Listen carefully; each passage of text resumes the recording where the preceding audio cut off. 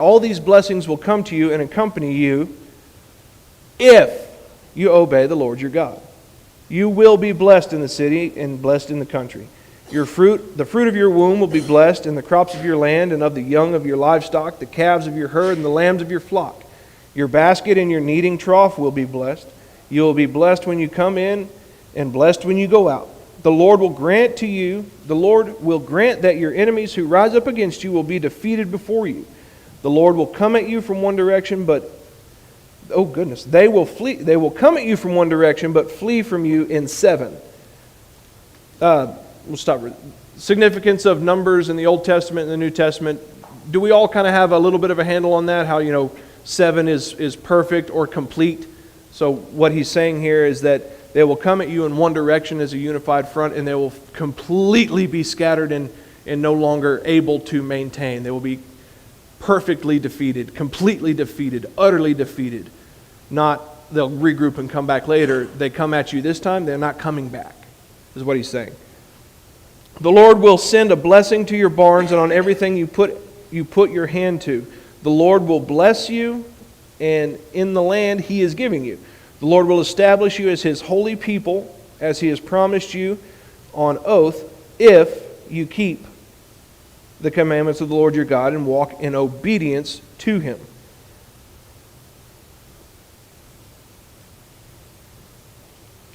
I lost my place. Where was I? 10. I was in 10. I give it a 10. Then all the peoples on earth shall see what you are and call you by the name of the Lord, and they will fear you. The Lord will grant you abundant prosperity in the fruit of your womb, the young of your livestock, and the crops of your ground, in the land He swore to your ancestors to give you. The Lord will open the heavens and the storehouses of His bounty and send rain on you and your land in season, and to bless all the work of your hands. You will lend to many nations, but will borrow from none. The Lord will make you the head and not the tail, if you pay attention to the commands of the Lord that your God that I give you on this day and carefully follow them. You will always be at the top and never at the bottom. Now, I'm reading out of the NIV. It's not always the most accurate translation. Never at the bottom. Do not turn aside from any of the commands I give you today, to the right or to the left, following other gods and serving them. That's just nice to hear every now and then. Okay, I get it. I know I am the number one person to just hammer the God said, so shush. Well, God said don't do that, so shush. I don't care what you said. God said this. I know I am the number one person to do that. But I also do feel the weight of the constant no, no, no, no, no, no. Life is hard enough without constantly being surrounded by negative this and negative that. A list of things not to do. A sermon about thou shalt nots. A Bible study on the depths of hell. All of those things are necessary. But every now and then it sure is nice to get to pick your chin up just a little bit. Deuteronomy 28. So, historical context. Has anybody got anything for me there? Anybody know where we are in the world? What's going on? We've been out in the wilderness. We were in Egypt for a little while. We've been out in the wilderness for a little while. Now we're getting time to go in to the promised land. Yes, this is the Old Testament, the Israelites, the Hebrews, the Egyptian slaves, those folks. So they've just spent 400 years being told no, no, no, no, no, no, no, no, no. And now this is the Lord reminding them, hey, all right, so you guys, you've been, for 400 and something years, you've been off in this, oppression. Let me remind you who I am. These are the things that I will do for you if you will yet but obey. And that's that big key word, right? If you obey, not such a lot of weight for a two-letter word. Itty bitty. But isn't that the way everything hinges? If you do right, if you do wrong. So now that we've gotten to read a little bit of 28 here, where we get lifted up and reminded that there are, in fact, things coming our way. Let's go back to the meat stuff. Curses for disobedience. However, if, there's that if again. If you do not obey the Lord your God and do not carefully follow all of his commands and decrees I am giving you today, all these curses will come upon you and overtake you. If. It seems as though whether you read the New Testament or you read the Old Testament, it's kind of exactly the same, isn't it? Do what God says. If you do what God says, He will save you. If you do not do what God says, you will go to hell. I realize that nobody likes to hear that. We don't want to talk about how people were going to go to hell. We don't want, because in the late 40s, 50s, the Church of Christ, we got a reputation of saying that everybody's going to hell and nobody's going to make it. We made that reputation for ourselves. Now, were they wrong in what they were saying? No. Maybe in the presentation of it, yeah. Probably. Most likely. Obedience is a big thing. I use Troy Jack as an example quite a bit. Sorry. But when I ask him to do something, and he does it, what do I tell him? Thank you for obeying. Don't tell him anything. Do what? A lot of times we don't tell him anything. I don't think God tells us, "Great job, you did what I told you to." I don't think we get that. If we got that, it would be easier to obey. Positive reinforcement, we don't really get that, because it's like the prosperity gospel. It's like, "Oh, I did good, so now I'm wealthy and have a great life." That's not really. We don't get that. No, it would be really nice if we did. Like every time that I didn't do something that I wanted to because the Lord wouldn't want me to do that, if He would just like zip down and be like, "Hey, good job." Yeah. That would make that obedience so much easier, right? But wait, There is more. he does. We just have to read it in the Bible. We don't forget that personal thunder booming good job, but he does tell us good job. He does tell us you're doing the right thing. It just like we have to read the no. You have to read the yes. Well, it's intrinsic too. I think the more we study and mature in our faith, the more doing the right thing does give you an internal feeling of this is right. This is It what I'm should. supposed to do.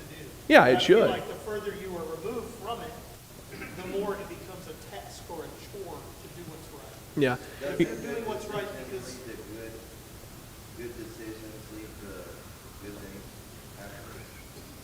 Well, and that goes too is whose job is the positive reinforcement? It's not God's, right? Because otherwise He would be dangling down and saying, "Hey, good job. Good job, Bill." It's not His job to positively reinforce us. He's already done that. He said, "If you obey me, I will give you a pathway to heaven." That's as much positive reinforcement as we should need, right? But I'm a human being, so that's not as easy as it seems, right? That thing is just giving you all kinds of fits, isn't it? I just need to yell louder then? Is it not? It's not going to work for you? I like her. I'll get close enough so I don't have to yell as loud. Does this make you nervous, Randy? Are you sure? 100%. Because now I can directly ask you questions. Not any different than what I did to you in physics. That's true. Yeah, turnabout is fair play. Yeah, except in physics, I knew the answers. Oh, no, that's actually not even close to true. So, whose job then is that positive reinforcement, right? Obviously, a good portion of that is going to fall on yourself, right? You work out your own salvation with fear and trembling, right? Has anybody ever read anything in the New Testament or even in the Old Testament about, I don't know, maybe encouraging your brother or maybe rousting one another to do good? Edification, that's too big of a word for me this early in the day, but yeah, that one, edification, edification, it's your job. It's your job to say, Mark, good job. It's Mark's job, I know. It's Mark's job to say, good job, Marla. Will, it's your job to say, good job, Dee Dee, if she ever does one. Mom, same thing, but It's my job to tell Phil. It's old man Burge's job to tell Todd. It's our job to tell each other, good job. Just like it's our job to tell each other, hey, let me help you work on this. If we are not edifying one another, this all becomes a whole lot harder to do, right? It becomes a lot harder to remember that obedience in spite of desire is difficult. It just is. That obedience in spite of situation is difficult. It just is. It would be easier if I didn't have to treat people with respect that I didn't like. Because there's a lot of people that I don't like. I don't like most people. I'm a hermit. Now, that being said, I love everybody. And I want everybody to make it into heaven. It just doesn't mean that I'm going to be your best friend. I'm sorry. I'm not a people guy. It would be easier if I didn't have to do that one part. It'd be easier for me to obey. But we all have that. It may be different for each one of us. Different for each one of us, that's right. But that's why that edification is so important. To remind me that, hey, yeah, you don't really like doing that part, but you're doing that part. Good job. Good work. Keep it up. Bill, you don't like playing golf, but you went and played golf with that old man, and it gave a good impression. Good job. I don't know if you did that or not. It's just throwing out examples, hypotheticals. Keith, good job. You just spent a whole week edifying. Good job. Everybody who went to camp, good job. Y'all did something that I can't. I'm not very good at leading the youth. I thought at one time that I would be really good at that. Turns out I was not. Not at all. But I had to learn that first, right? You don't know you're bad at something until you try it. But good job, because y'all did something that I can't. So thank you. Good job. If you continue trying, wouldn't you eventually become good No. No, that's actually not the way that things, some people just are not good at certain things. Don't cast your pearls before swine, right? I know this is going to sound weird, so stick with me. Do not cast your pearls before swine. If you know, in my case, that you're not good at a thing, and you continue to focus on just trying to get better at that thing, rather than moving to something that you can do and do well and get better at that thing, you are wasting your time. You're not wasting anyone else's, because yes, in a roundabout way, maybe you would get a little better at it, but how much time have you wasted doing other good that you know you can do by trying to do this? I'm not a very good welder. If I sit there and just try to weld instead of dragging materials to somebody who can weld, that building is going to take a whole lot longer to build than if I would just focus on what I am good at and put my time and energies there. Because we don't need, not everybody needs to be a welder. Not everybody needs to be a tongue. Not everybody needs to be an eye. Not everybody needs to be a foot. I feel like there's something like that in the Bible somewhere. Some are preachers, some are teachers. Some are evangelists, yeah.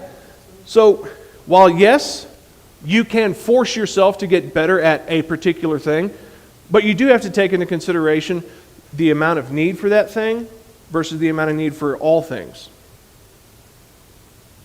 Would it be more beneficial for me to just solely focus on learning how to teach children rather than doing this, or serving on the table, or leading singing, or preaching. No, I think that would be taking away from other things that I could be serving to just focus on that one. But that's my opinion. So all of that was way over there. It's just, I don't want to have to walk all the way down, because I have to get close to yell at Juanita here. So, if, curses. Do y'all need me to read this to y'all? Have y'all ever actually read? Has anybody read the blessings and cursings? Yes? Once or twice? Enough times that you don't need me to go through it? Okay then. It's written by Moses, right? So it's written by Moses, who did not get into the promises. He did not. Right? So, Why? well, because he didn't obey. So wait, so you mean the guy... If he had it, So you mean the guy who sat here and told us, if you obey, God's going to give you this. If you disobey, He's going to give you that. Then turned around and disobeyed. And what did that force God to do? Actually, it didn't force God to do, but what happened because of that? He didn't get to go into the promised land because he disobeyed. He was given an instruction. He did what he thought was better, and he was punished for it. Nadab and Abihu. They were given an instruction. They did what they thought was okay or better. And immediately they were given something else. instruction, you touch the ark if it falls. The guy's Poor Uzzah died. Why? Because I don't want it to fall. God doesn't care if you want it to fall or not. If God doesn't want it to fall, He'll make it stop falling. You know what I mean? He said, don't touch it. Uzzah touched it. Uzzah died. But those are all instructions and examples given before the ultimate covenant and sacrifice. So the fulfillment of Acts chapter 5. fulfillment of the law, Jesus' death, burial, resurrection, did nullify. Don't touch the ark. It did nullify. Well, yeah, because now the ark is Yeah. of no value, right? So that's what I'm saying. So I agree with you. I do think that there's a theme of do what we're asked to do, but there is also a much different story told. The story does change. You said the Old and the New Testament sound the same. I disagree. Based on the writings and the teachings of Jesus. Jesus doesn't come, with the mentality of I'm going to slam this book all over. Yeah, no, he doesn't come riding the thunder. He's talking to mostly people who he assumes know the law. Should know the law. Right, should Yeah. know the law. Or people who have no idea about the law. And Yeah. That's his message. And when he found out, We tend to do that.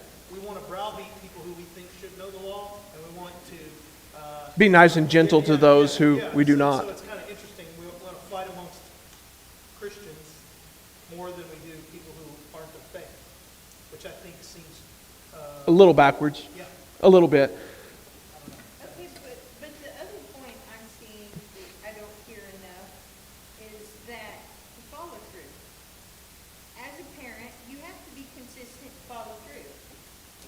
As a Christian, you have to be consistent, do what's right. There's follow through. You get to go to heaven, or follow through. You do not. You're not. So it's the other part is be consistent. Are you perfect? No. Will you ever be perfect? No. Yes. But can you well, yes, absolutely. Sort of, Go ahead. but it is the follow through in your choices in life that are going to do the left or right thing when your end comes. So be consistent and follow through. I like that. I think a remarkable theme in this story that we don't need to pass over is long before it happens on the human timeline, the Word of God through Moses is given very specifically to a specific group of people.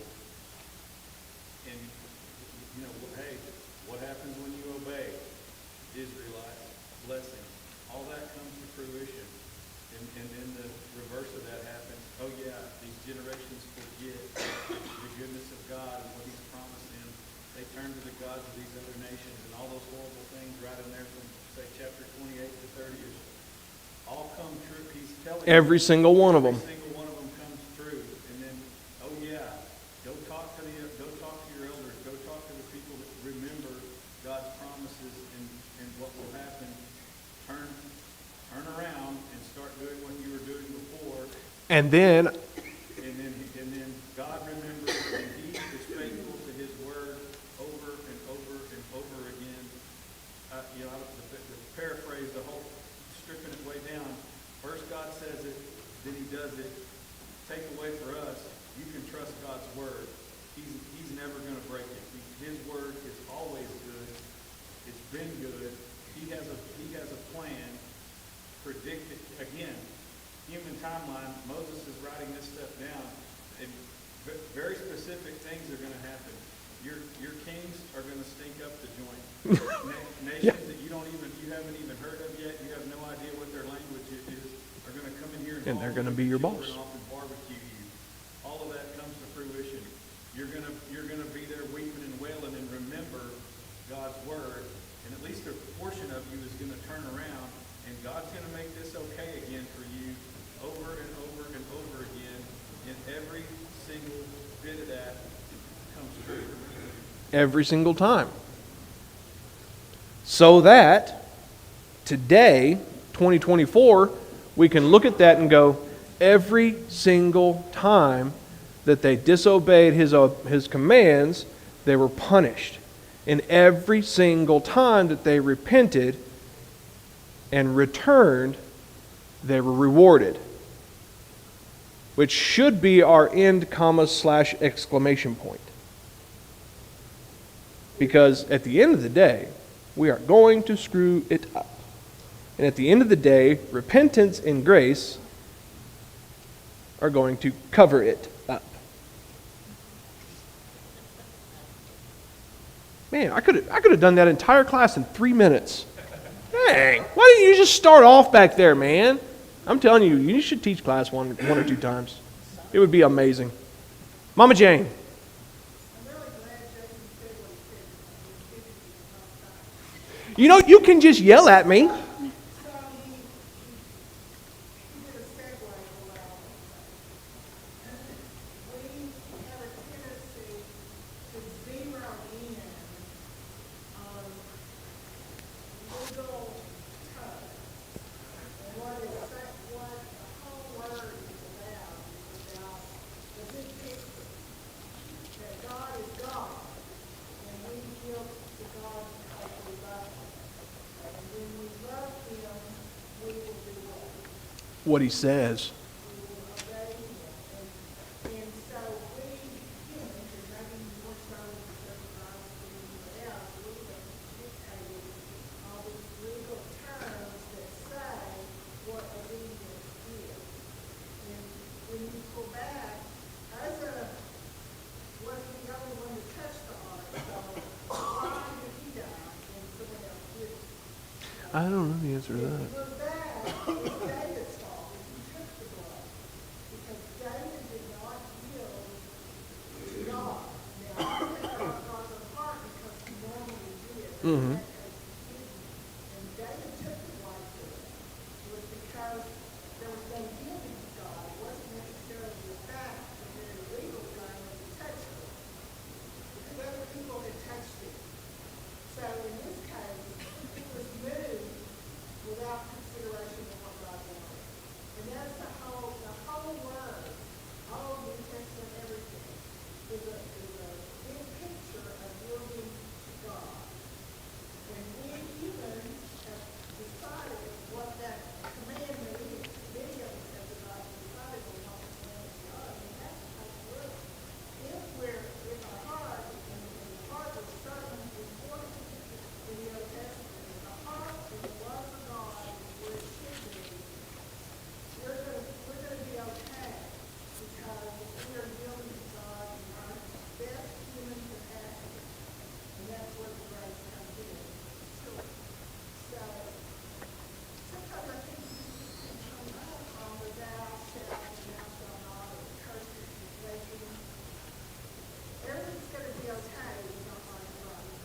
That's right. And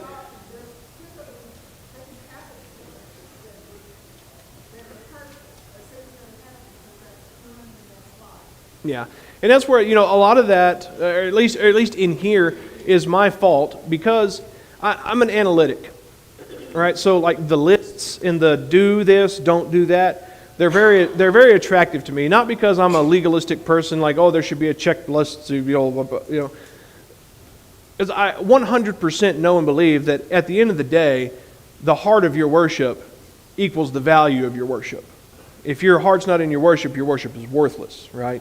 That's what Jesus was saying, in the, we just talked about it. What was that thing? Sermon on the Mount. Leave your gift at the altar.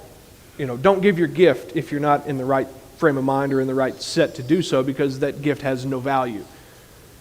But I do gravitate towards things like the blessings and cursings, the lists of the New Testament, because I'm an analytic. And it's easier for me. It's easier for me to wrap my head around it that way. What you got, Jason? And then after Jason, then we got to go because they're waiting on us. Hey, even from an analytical standpoint, the God of the Old Testament that we're reading about here, it's not even close that he is long-suffering and merciful. It's not like these people are, when these curses come, all the way back, we're talking all the way back to Sodom and Gomorrah and before. It's not like they stepped over the line by half an inch and he buried the whole culture and society. Yeah. When these things swing, or when this pendulum swings, it's like all the way to the point when the whole nation has no regard for anything God says and are operating completely contradictory to what is to what He's commanded. Yeah, it's like it said in the book of Joshua. They finally get into the promised land, and then it was one generation, and they no longer knew the Lord. All right, look, I love you people. I think I have next week, and I think that'll be it. But let's go ahead and break for the day. Good luck.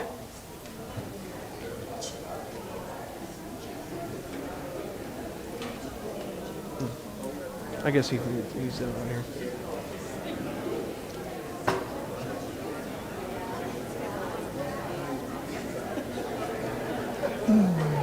Thank you, young sir.